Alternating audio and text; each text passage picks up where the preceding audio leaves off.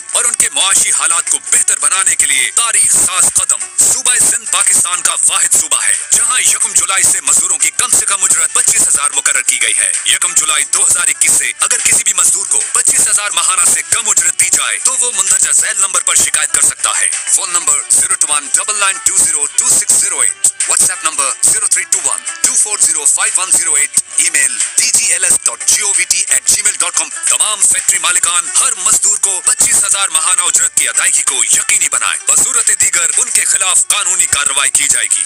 मजदूर खुशहाल तो सिंध खुशहाल, सिंध खुशहाल तो पाकिस्तान खुशहाल। महकमा मेहनत, हुकूमत सिंध।